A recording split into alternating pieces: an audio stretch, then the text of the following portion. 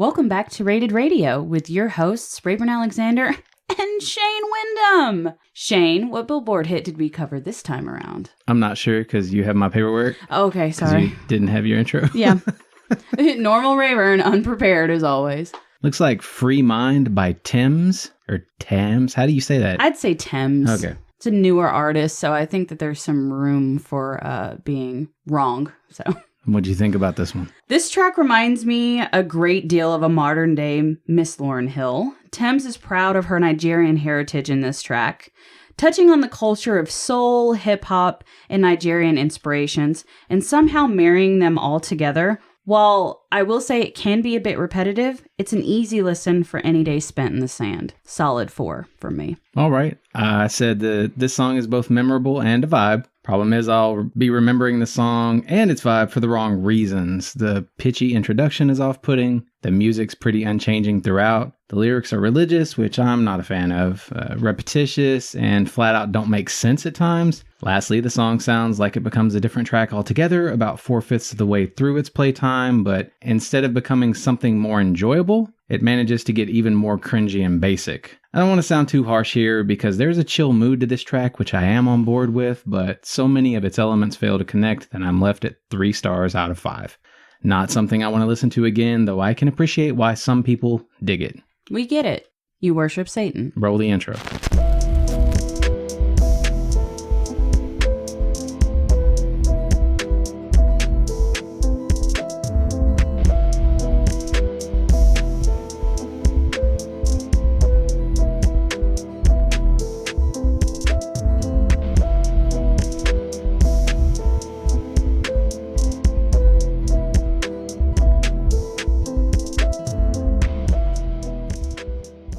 Speaking of worshiping Satan, Yes, do continue. should we move on to this very pagan artist of ours? Yes. I mentioned at the outset that neither one of these artists had a top 10 vote. They're not in our jam jar. No, they're not. This is all you, all day, bro. Yeah, this is weird. This is my weird foreign stuff. I love that you are so self-deprecating right from the start. It's fantasy. Yes, it this is. is fantasy music. It is very much fantasy music. So, Where are we starting? So the first artist we covered was Blackmore's Night, and the first album we covered by Blackmore's Night is Under a Violet Moon from 1999. This was my middle album. Agreed. I gave it 5 5s out of 16 tracks. 10. My top track was Now and Then, Also agreed. and my bottom track was March the Heroes Home. Avalon, Yeah. though I get your bottom track. Recently, I visited Scarborough Fair for the millionth time, and this, my friends, is the absolute vibe. Between Blackmore's guitar and Knight's angelic vocals, this is exactly the type of serenity I'm looking for to add to my Renaissance experience. Blackmore, as Shane probably knows, hails from the legendary bands Deep Purple and Rainbow, and who later married a vocalist, Candace Knight, in 1997. Thus, Blackmore's Night was created. What did you think about it, Shane? Rainbow and Deep Purple's Richie Blackmore magics his easily recognizable style throughout this Renaissance guitar affair, alongside an angelic female vocal, creating what may be, apart from some of Heart's early music, the most accessible gypsy folk outfit I've ever heard. Plenty of the vocals feel too trite or one note, and the sound does wear out its welcome too soon, much like a lullaby, but the concept lands mesmerizingly more often than not. I love that you referenced Heart because on who I think that they sound like, it was a mixture of Simon and Garfunkel, Jewel, Celtic Women, Heart, and stay in your chair, Shane, ABBA. See, I tried to tell you this recently. I don't know a lot of ABBA. I know, and just everything I heard is like disco pop off-putting. We're gonna get into it. Maybe more to come on that later. The next album that we covered by Blackmore's Night was Fires at Midnight from 2001. This was my top album. I agree. I gave it 7 5s out of 16 tracks. 11. My top track was Again Someday. Hanging Tree. And my bottom track was Waiting for You. Crowning of the King. While the previous album had hints of a simple song structure, this album has had a much easier time to sticking to it. Hate on the basicness of this comment, but to me, their quote-unquote mainstreamness of this album is some of their best so far. Again, hate on it if you want. This album is good for you if you want to go down the rabbit hole, but you're a Blackmore's Night virgin. Plus, any excuse I have to bring more of Blackmore's guitar skills to light is a win in my book. Yeah, for me, Candace Knight's influence may drag this album too far into Lindsey Buckingham's pop territory at times, but I do think she and Blackmore were in tune with one another in a much more splendid way here than on Violet Moon. It's still plagued by the same middling types of tracks found on Violet Moon, but the melodies put in more collaborative and haunting work this time around. Next album that we covered was Ghost of a Rose from 2003. By the way, before I get into it, I just want to comment. This was probably my favorite album cover of all the albums that we... Yeah, it's memorable. Yeah. As you can already figure out, this was my bottom album. I agree. I gave it 2 5s out of 15 tracks. 5. My top track was Diamonds and Rust. Agreed. And my bottom track was Queen for a Day, part 2. All for one. Really? Yeah. Okay. Don't get me wrong. I get it again. Bottom tracks, I'm completely understanding. Yeah. With this artist. Top tracks, we've had the same top track on 2 out of 3 albums. Yeah. That's not bad. This Celtic folk rock gets a little more experimental with the use of different instruments and inspirations.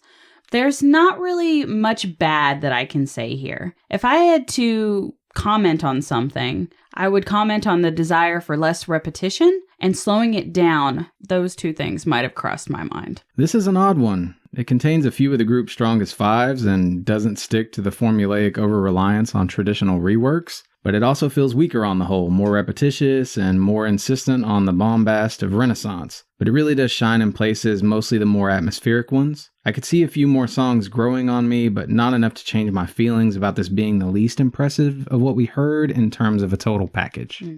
Yeah, for me, Ghost of a Rose, it was good, but it wasn't anything sensational. Coming off of Fires at Midnight, Yeah. when I thoroughly enjoyed my listen, and I honestly was surprised. Like when I started Under a Violet Moon, I was just like, okay. Can I point out, by the way, that every time either of us says violet, it sounds like we're saying violent. Yeah, I realized that too. I was like, wait, is Shane saying violent and I'm saying violet? Like, what's happening? It's like purple. Yeah. Like the flower. Violet. Yes.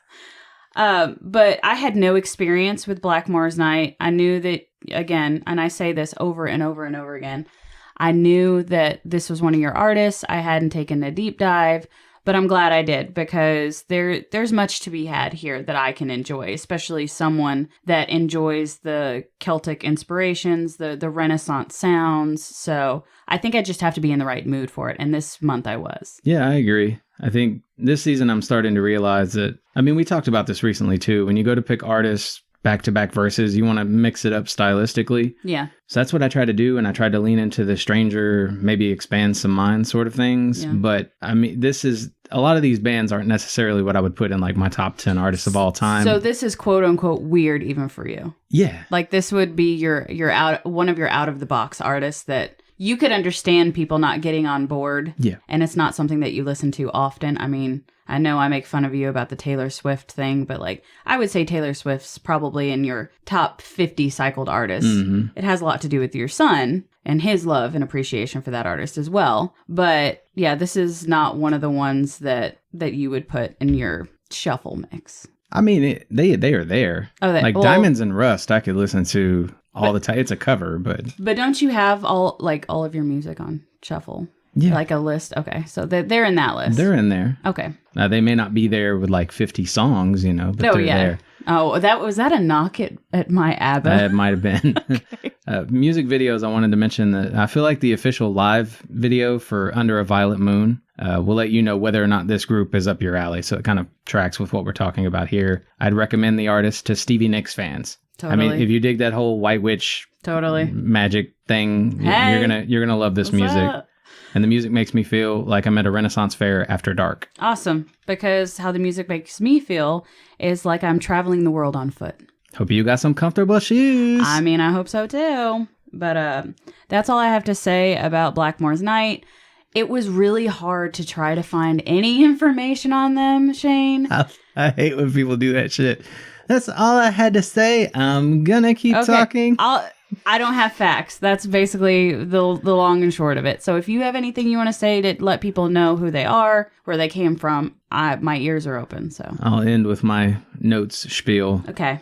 This is one of those groups I love knowing, but can only take in small doses, much like Christmas music, which, since we're here, they also have a pretty stellar holiday album floating around. I'd highly recommend this group because of their winners and their unique flair. Just don't go into the listen believing that Renaissance will suddenly seem less derivative of its roots in a way that makes it addictively listenable. Blackmore and Night are a dreamy match, but the dream they weave doesn't fit most moods I'm routinely in. That sounds like a knock right there at the beginning of an artist that I really dig. Anyway, shall we take a break? Yeah, let's take a break.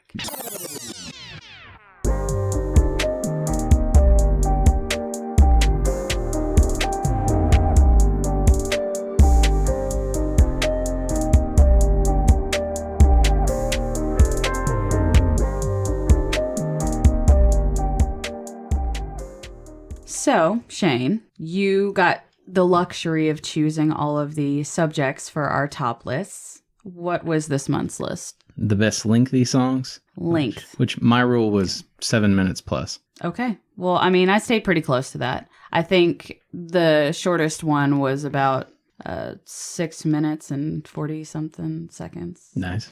Anyway, should I tell my story? Yeah, go ahead. All right. So my story... Hey, Rayburn, why don't you tell us your story? Oh, thanks. So my pick is Shine On You Crazy Diamond by Pink Floyd, which I'm sure you can appreciate because I'm pretty sure that was your pick on another list. Don't quote me. I bet it's stoner songs because I remember making you turn off some bullshit you were playing when we were in a hot tub once and making you turn on this song. Yeah. It's parts 1 through 5, right? Yes. Thankfully, if it were not because of a sheer stroke of luck 48 hours ago, I would be sitting here today telling you that as of recording, it would mark day 80 of my unemployment. Though the last 80 days has been an ongoing struggle to remain positive, keep both my mental health and self-esteem somewhat intact, I've realized that while I never got the closure that I deserved from my last employer, it taught me a lot about my self-worth. Don't get me wrong, though I still may cry about some of the career choices I have willingly and unwillingly taken. It's because of music like this that I am able to pick myself up, dust myself off, and try again. Hopefully for a last time. Now, go on and shine on, you crazy diamonds. Did I get that right? What do you mean? You go from job to job real hoping that, it's the last one. Are you trying to take a job only on the grounds that it might be your last one? I'm going to check my phone because it's blowing the fuck up. I have no idea. That's fine. Of course. I don't want to have to deal with no job security. That is one of the worst things about being unemployed. And every time that I am unexpectedly laid off, not that it has anything to do with my performance, it really, really does something to my self-esteem because I essentially feel like I have to start all over again. And then the whole fact that you didn't get a degree or technically you don't have any educational qualifications to do this job, really, I feel the resistance to what I'm trying to do. And it just makes me look in the mirror and question my self-worth all the time. Yeah, I think a lot of people could relate. It sucks. So. It sucks being a millennial and being told, if you just go to college and you just get this degree and do all these things, you're going to have the most successful life. And then lo and behold, even whether or not you have a degree or not, that's it. It doesn't matter. It doesn't matter. All it matters is your work ethic and your ability to expand yourself, whether it be going to school and getting that degree or just simply putting in the extra work and doing it yourself. And unfortunately, I'm a part of the latter. Yeah. Anyway, I got nothing to add to that. Okay. I could go down a rabbit hole, but what? Everything good? With what? Your phone's blown up. Everything's fine. Okay. Sometimes I'm trying not to be a dick because we're on tape. It's well, the only people that are going to hear it is you. Yeah, I could cut it technically, but if you text your whole fucking thought out at once. Don't send me a sentence. Send me another sentence. Send me another sentence. I hate that. Oh my God. There's nothing worse when you're sitting in a room full of people and feel like you got vibrating panties in your pocket or something. You know what I mean? Because phone. That's an idea. Just kidding. Maybe. So my pick for best lengthy songs was Tempest or Seven Impest. I know it's Tempest, whatever. By Tool. While I have nothing against Tool, I've not made my reputation as the world's biggest fan. In the realm of Maynard, I'm much more likely to turn on Pussifer or A Perfect Circle than I am Tool. But I've been surrounded by massive Tool fans throughout the course of my life, whether it's a cousin who wouldn't stop playing Schism when we'd go cruising, a girl I knew who couldn't resist fucking to their music, or my would-be brother-in-laws arguing the finer points at me about why the group blows nearly everything else out of the water. Tool has been a constant, in spite of my lukewarm love of their tunes. So when the Fear Inoculum album dropped after that 13-year hiatus, I kept hearing mostly negative feedback about the disc, and this made it a foregone conclusion that I wasn't going to dig it. But when I finally sat down with the music, it was Tempest which blew me away more than any other Tool song ever has. I gladly can and routinely do listen to this almost 16-minute long track in its entirety, usually while working my way into an awesome flow state. Feels like I've also taken a major life lesson away from the song's lyrics as well. They've taught me to start looking at certain personalities not as states of matter, but more like seasonal weather patterns or occasional weather disasters. This has allowed me to overcome my struggle with understanding people I'd otherwise been unable to, as they can only fight their natures to a certain degree. In essence, a tempest must be just that. This notion has left me with a greater ability to enjoy the company of people I love who are prone to hurting those around them in their worst moments. Easily one of the greatest songs ever composed. Well, I think I know a couple people like that. So, yeah. And I do love those people. Yeah. It's really, most people, you get this ebb and flow of like, it can be difficult to love you at times. Some people, they really hit the gas real hard on that. It's hard to love me right now. And I'm glad to be at peace with it finally. Yeah. Like I'm learning. I don't want to do people like I did my dad. You know, my dad, there's a reason for like my not dealing with him, my not, having him be part of my life. Everybody else, I like to be a forgiving person and move forward. I don't want to hold grudges and be a dick or. Well, watching you sort of navigate relationships, being the more mature out of the two of us, it's age, but I'm calling you old. Anyway. Being able to watch you do it kind of gave me hope that I can set those healthy boundaries and not have to cut anybody out of my life and just take it for what it is. And ultimately, at the end of the day, decide what you will or will not allow and the levels of things that you will or will not allow within your safe space and within the people within it. So watching you be able to do it and be like, yeah, if I were thinking back, if I were you, I don't know that I would be able to talk to these people anymore. But now that I'm older, I realize that there is a level that you can set for yourself. And whether or not those people respect it is up to them. But at least then you can control how they make you feel as opposed to whether stopping them from making you feel that way to begin with. Yeah, it's really easy to think I can just cut this person out of my life and be a little more at peace. Problem is it doesn't tend to work like that. And you end up cutting other people out by association. So the thing is, like, and I know a handful of people who were on that train who did cut people as they got burned, one after the other. And those people end up really lonely. Yeah. And so I've come to accept that safe space you think you're going to build for a life, it doesn't really exist. It's kind of just this thing we hope for and have in our heads. You can do, like, you can step away for a while, but you're never going to have that safe space. Yeah. The people are going to treat you like shit in this world. Yeah. Anyway, that's a good break. I mean, no. People are going to treat you like shit in this world, but it's a matter of how much shit you're willing to take and who you're willing to take it from. Well, I just want to point out, too, before we go, I'm no fucking angel. No, you're not. I have accidentally treated people like shit. I've done it on purpose a time or two as well. And sometimes you get to feeling a little self-righteous and you overstep and you think you're in the right. But with time, even if you were in the right, it's probably not the right way to approach it. Like, I'm guilty of these things as well. Mm-hmm. And I've burned plenty of bridges myself. So I hope none of this comes across as that, as like we're holier than thou, because I don't feel that way at all. I'm still not over the fact that you said you called me bitch in one of the episodes.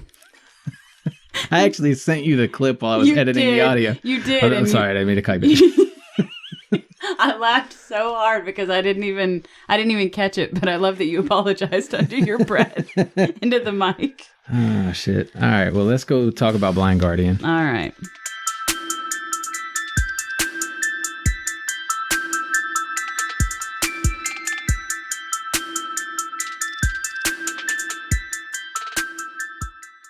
So, the first album that we covered by Blind Guardian is Somewhere Far Beyond from 1992. This was my top album. This was my bottom album. Great start. Here we go. So just in case you're new, which most people probably are to these two artists, we've gone from Renaissance folk. Now we are in like Tolkien metal Fantasy, from Germany. Power metal. Yes. Yeah.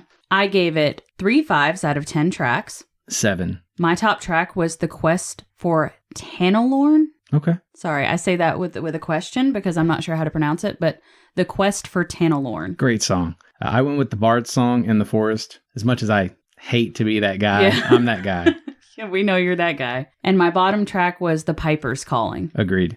This German fantasy metal offers the sickest of acoustic and electric guitar solos. While vocals carry hints of James Hetfield from Metallica, they really do make it all their own. There is a constant epicness to this album throughout. In a way, it makes me feel like they're battling for ownership of their own souls. I like what you did there. You're welcome. Because what I wrote was, this is what you get if early Metallica went full Lord of the Rings. It's often too meandering, thrash forward, and fantastical for being what I'd routinely listen to, but I do still take a great deal of pleasure in hearing much of this on occasion. It's got amazing guitar work and adopts Queensryche's more dire tonalities, but the lyrical randomness can be somewhat off-putting. I don't even care that it was your bottom album. I feel validated. So moving on. 7.5 is pretty good.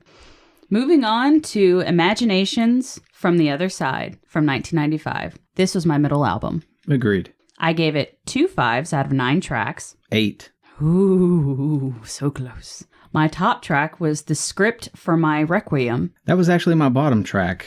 It's my only 4, the thing that kept this from being a perfect album. My top track, I'm always torn between the title track, Bright Eyes, and The Story Ends. Well, on that note, here we are, my bottom track being the title track, Imaginations from the Other Side. I mean, that's a good compliment. Like, if you were on the fence about something to listen to, go listen to it, I guess. Yeah. Because I thought it was near perfect, and Rayburn loved what I didn't so much love. Vocals are a little less harmonic here, but they still remain to tell the story. Even if it seems a little lackluster in comparison to the last album, for me, I will note it is a little bit darker than what we may have heard our last go around. Yeah, while thrash takes a backseat here and the melodic angst of an outfit like Queensryche is often ridiculously good, I don't think this disc is any more or less lyrically cohesive than Somewhere Far Beyond. An evolution nonetheless, though, if only because some of these 5s are truly and unforgettably epic. Next album that we covered was Nightfall in Middle-earth from 1998. This was my bottom album. Top. I gave it 4 5s out of 22 tracks. 12. My top track was Noldar, Dead Winter Rains. It's Nightfall. It was life-changing for me. Introduced me to like 3 or 4 different kinds of music I didn't like up until then, so. Can you guess what my bottom track is? No. All the skits. All of them? I mean, there were some that were better than others, but I couldn't decide. I just felt that, again, we didn't have to reserve a whole track in making the album 22 tracks long. You know, I don't mind a little breakup every so often, but we got a lot here. So I went with The Minstrel. That's Minstrel, not minstrel. I'm not talking about periods. Okay. This is not that type of podcast. While the skits were obviously not my favorite, especially, like I said, on a 22-track album, I have to praise their quality of performance. It is very much a Trans-Siberian meets Eurovision. Don't get it twisted, though. I may not have been a fan of the skits here, but I appreciate their vision to tell a story and staying true to it. What? Don't look at me like that. What did I do? I just thought you were going to talk shit because I had to change pages. No, I was just waiting. This was always going to be a difficult disc for me to review. On one hand, it is my absolute favorite concept album of all time, following J.R.R. Tolkien's War of the Jewels story from the Silmarillion beautifully, and it manages encapsulating the feel of Peter Jackson's Lord of the Rings movies years ahead of their existence. On the other hand, the album is littered with skits, and even though none of them are the waste of space you'll find on most skit-heavy discs, they do drag the average, and I get why some people would see them as unnecessary, Rayburn. Hi. Instead of the plot-advancing devices they tend to be. Still, absent the skits, all of which I rated a 4 or better, by the way, the 12 songs to be found on this LP garnered a perfect rating. So every song that was a full song got a 5 from me. What did you rate the skits on average? Just looking 4s. at it. I rated none of them under a 4. And the songs genuinely make much of the rest of Blind Guardian's work feel like the anything but simple working up to of what you find here. It's heavily melodic, fantasy metal, yes, but it's categorically better than most anything else I've heard in that genre. It's seriously niche, yet somehow still accessible. It's mockably theatrical, but just too good to ignore, and I imagine I'll live out the rest of my days listening to new music, but never hearing anything quite like this again. I will agree. You're so full of shit. I agree with the last statement, but that's not because it's bad. I think that the whole, I guess, the fantasy music subgenre is dwindling a little bit. There are definitely tons of artists who do this, and I mean, you can go back. I know, but none of them, we never hear. We never hear of anybody. Like, it's never going to come into the mainstream. Yeah, probably not. So that's what I'm saying is we don't know what's out there because unless you really go digging for it, which now I'm pretty sure because of all the music that we've covered, it's going to be like a love letter to J.R.R. Tolkien in my Spotify, which I'm not mad at, but they'll never be brought into the mainstream. And if they do, I'm clapping. Speaking of, music makes me feel like Tolkien's civilizations discovered electric instruments, and I get to hear the outcome. So, a couple of facts, which again, didn't find a lot. They are a German power metal band formed in 1984. They're known as being one of the most influential bands in the power metal genre, and they even released demos under the name Lucifer's Heritage. And early on in their career, they covered Beach Boys' Barbara Ann. Oh my God, no they didn't. Yeah, go listen to it. I have to listen to it now. And on one of the earlier discs, they have a song called Lord of the Rings, which is really good, in my opinion. I mean, a lot of their early music's really good, but they do go from thrash to like this more Rhapsody sound. Mm-hmm. Anyway, I don't listen to this group nearly as much as I used to, but much as with Nightwish, they hold a very unique place in my musical heart. Part of the thrill of this group's sound is realizing how much more music as a medium is capable of than the popular genres tend to do more than hint at on occasion. And guitar fans are in for a definite treat with Blind Guardian. Their sound is blistering and bombastic, but only half of the time. The rest of the time, they're folksy and flighty, hence why I wanted them paired against Blackmore's Night. And that combination just might be something you'll wish you'd discovered sooner. My last question to you about this whole thing, before we find out who won for you this month, is did you or did you not get the vibe that Kevin from... You just whip out a Kevin out of nowhere? What is the name of the show that we like? Oh, F is for Family? This is Wizard Rock? This is both of these artists, Kevin from that show. He'd love. Would love. So this is his month. And for those of you who aren't there, take season 4 of Stranger Things, like that group that plays D&D. The D&D? The Hellfire Club. Yeah, and does, Metallica. Hell yeah, they'd be about this music for sure. So winner? So my winner for this month had to be Blackmore's Night. Like, pretty significantly, like by a whole point. So Blackmore's Night had 6 more tracks than Blind Guardian, even though Blind Guardian had that ton of skits. Still, Blind Guardian won this for me by 1-5. They had 27, Blackmore's Night had 26. Wow. Yeah, it was Blind Guardian for me. Well, my 5s weren't close, but I'd be lying if I said that Blind Guardian's last album didn't hurt them with the number of skits, and I rated them low. So yeah, I've been whatever. trying to tell you for a long time that it'll get you. I know, but I do stand firm in my winner. I do feel that I will be listening to more Blackmore's Night. I get Blind that Guardian. completely. So witchy shit, man. Yeah, it totally is. So, and there's a lot more music by both of these groups that we have to listen to in the future. So look forward to that. All right. Well, it's been fun, Shane, but I'm going to close her out here.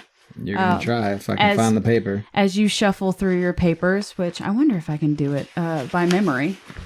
You can't. I can't. The lack of faith is disturbing. All right. Well, that's going to do it for this one. Hit up our Spotify playlist. Visit our merch shop. Share our show with your friends, if you have any. Come find us on social media and let us know what you think. Subscribe for bonus content, and until next time, fill your world with music. And definitely go enjoy that wizard rock, wizard metal, witchy shit. And if you hear the background noise in this episode, please thank Gage for sitting in. Yeah. Yeah. We had a guest in the studio who was just observing us. So, yeah, we'll blame it on Gage. Farewell, folks.